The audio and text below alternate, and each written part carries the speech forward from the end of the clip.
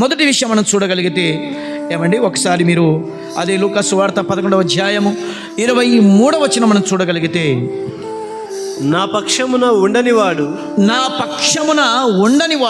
నాకు విరోధి, నాతో సమకూర్చని వాడు చెదరగొట్టువాడు. ఇక్కడ గమనించండి, ఎవరైతే దేవుని పక్షమున లేకుండా ఉంటాడో వాడు బలహీనుడు, ఎవరైతే దేవుని పక్షమున ఉంటాడో వాడు బలవంతుడు అని దేవుని వాక్యం సెలవిస్తుంది. పిల్లలు గమనించండి, ఈ రోజుల్లో చాలామంది విశ్వాసులు దేవుని పక్షమున ఉన్నామని చెప్పి లోకానుసారమైన జీవితాలు జీవిస్తుంటారు.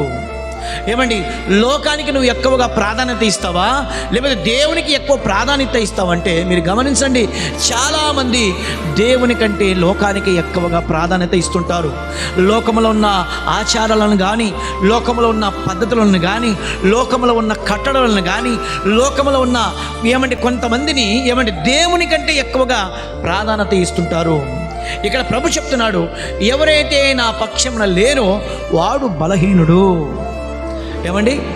ఈ రోజుల్లో వచ్చి మనం చూస్తున్నాం చూడండి, బైబిల్ గ్రంథంలో ఎంతోమంది భక్తులు దేవుని పక్షాన ఉండి వాళ్ళు శరీరరీతిగా బలహీనులుగా ఉన్నప్పటికీ, ఆస్తిపరంగా బలహీనులుగా ఉన్నప్పటికీ, వాళ్ళకు పలకబడి లేకపోయినప్పటికీ దేవుని పక్షాన ఉన్నారు కనుక వారి బలవంతులు.